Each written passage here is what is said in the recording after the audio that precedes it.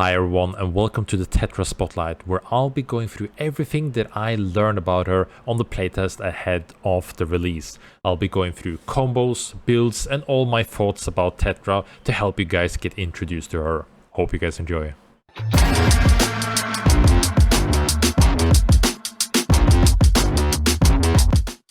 First of all, let's go through Tetra's abilities. Her LMB, if you click it, will send out projectiles to attack from far. If you hold your LMB, you will kind of dash forward and punch what is in front of you. This will be important and be comboed with other stuff. If you go on to the RMB, if you click your RMB, it will slam the ground in front of you. You can also combo this together with spacebar to launch yourself forwards and dunk ahead of you. Yes, I said dunk. This can dunk people over abyss. Tetra's dash will send her forward, launching a rock which will block some projectiles and deal some damage with other part. You can also use this backwards to peel yourself. A great tool for engaging and for disengaging. Then we go over to rock wall, which sends out rock walls. This can be hit with either normal LMBs or the punching LMBs to send out the ball flying, dealing bonus damage. You can as well combo this together with your RMB to send everything launching at the same time. A really good poking tool, blocking tool, and a lockdown tool. And then of course lastly we have the ultimate, where if you hold the ult you can choose where to make the wall and which angle. When you let it go, it will create it and also make terrain over abyss. Tetra's passive makes it so if you hold crouch and look through walls, you can see indications of where enemies are. This will see further the longer you hold crouch. Then we get into more combos. Some of the more interesting combos, one where you have the wall up, you can combine this with your jump RMB to send all of the rocks flying. This means that you can also combo this together with R to be able to send a lot of projectiles around to deal damage. Very neat. Now, so small little niche tech with Tetra is B-hopping. You can use your momentum from your punch to be able to get gliding momentum. Now, it doesn't work forever. You will see that the more I do it, it gets slowed down. So you cannot do this forever, but it can be a really great start to be able to get away from people or catch up to people for a little bit. Now looking at builds for Tetra, what I think can be really good for Tetra as a tank is one, max health and ability haste, as the core abilities of Tetra are really important. You don't need the dash that much because you can use a lot of peeling aspects with your main stuff.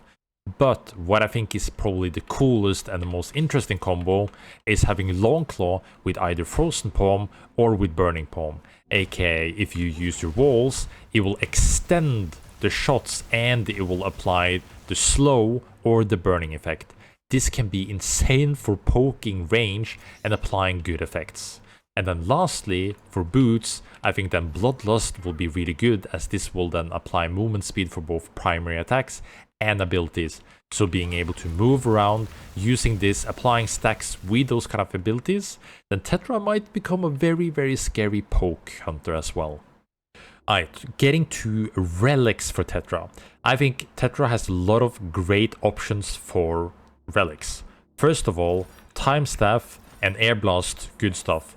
Time Staff synergizes really well with getting your cooldowns available, as I talked about earlier, with being able to spam this. Being able to have your wall available a lot more is super good. Combined with Air Blast as a peeling tool is also super good. Then we get into more of the niche combos, which can be really fun. For example, loading up your dunk and slamming onto the enemy. So Grabby is a great combo. This can also then be utilized together with the Battle Gun, where you can pull an enemy in, combo it in to be able to get dunks. Very similar to Kingpin, you might add. Then we get into more of a niche combo, where this, as the uppercut, when you hit it, makes so the enemy takes 10% more damage, of course stronger on higher tiers. If you do a combo with this, you set up a wall, stun them, you use this punch together with everything, it will deal a lot.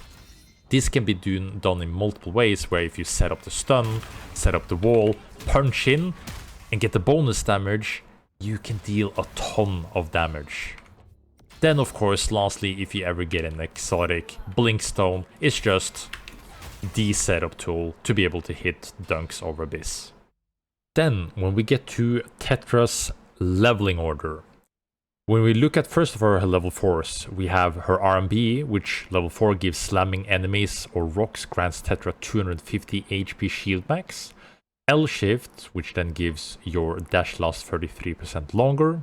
We have the rock wave, which creates an extra rock wall.